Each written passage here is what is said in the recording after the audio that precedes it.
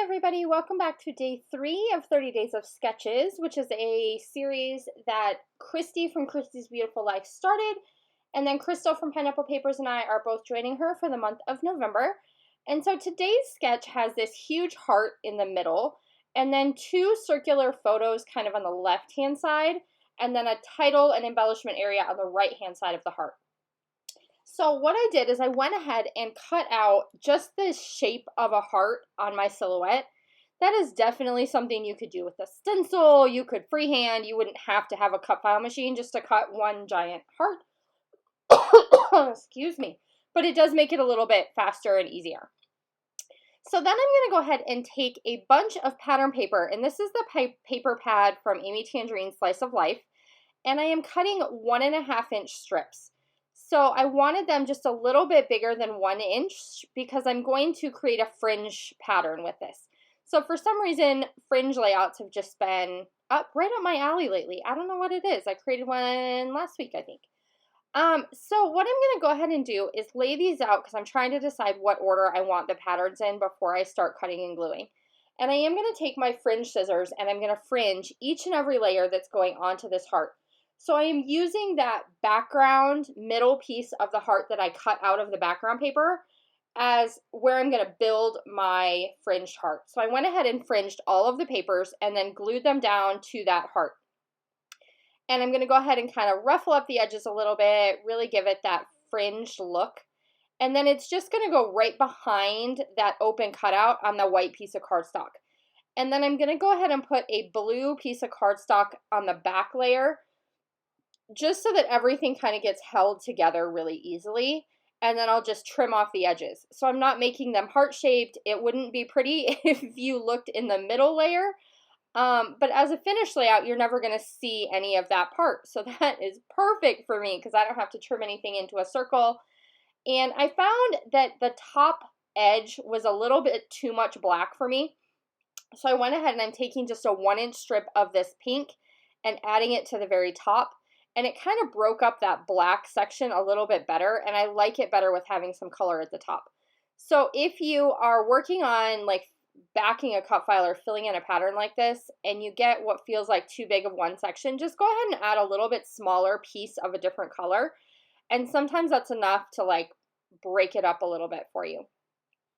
And so once I have those 3 layers kind of sandwiched together, that's going to create the main design element for my layout. So I'm already kind of thinking in my head that I'm not going to need a ton of decoration on this layout because that really cool heart that I built really wants to be like the central focus.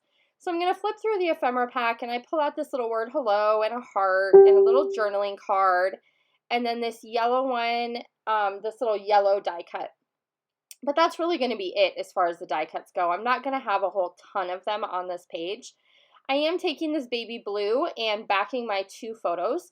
So rather than cutting them into circles, I decided to leave them as squares. And they're about 3.5 by 3.5 inch. So I got pretty like close to the image of my nephew. So this is him on his first birthday, like annihilating that birthday cake. Like he is tearing into it, man. And it was blue and he has got blue like everywhere. So I'm going to use these huge thickers to spell out the word 1. And so the title of the layout is going to be Hello 1 because this is his first birthday that we're celebrating in this picture. And I'm saving that gridded card that I have tucked under my 2 photos to be a little bit of journaling. So I have some other pictures from this day as well, but these are really the pictures about the cake and his first cake eating experience. I am putting some of those die cuts on dimensional adhesive just to kind of help them stand up off the page a little bit. Like I said, I don't want to do a whole ton of embellishing because I feel like there's already a lot going on with all the patterns, and I really want that heart element to kind of be the star of the show. I am going to grab this little sticker that says hooray, and I'm going to tuck it in underneath that word 1. And then I'm also going to take, there's a little cupcake up here, and I thought that that was super cute tucked in behind the word hello. So I'm really just kind of adding small details. I'm not going with any big stickers or any huge die cuts. We're keeping everything kind of small. I am going to go ahead and outline around the outside edge with this blue marker. And I kind of do it in a wavy pattern, so it doesn't look like a straight line. It's not perfect. I'm going to go back across it a couple of different times. And then I know that I wanted some kind of layering around my heart, but I didn't know what it was that I wanted. So what I went ahead and did is, rather than doing more of those bolder lines, I'm just adding polka dots. And it looks really cute when I'm finished. Like, this isn't something I've really tried before, but I think it really adds just a little bit of detail and kind of brings the layout and the outline of the heart and everything all together. Just adding that journaling about how we had just as much fun as he did watching him tear into this cake. And that's gonna do it. So hopefully you enjoyed my take on the sketch for day number 3.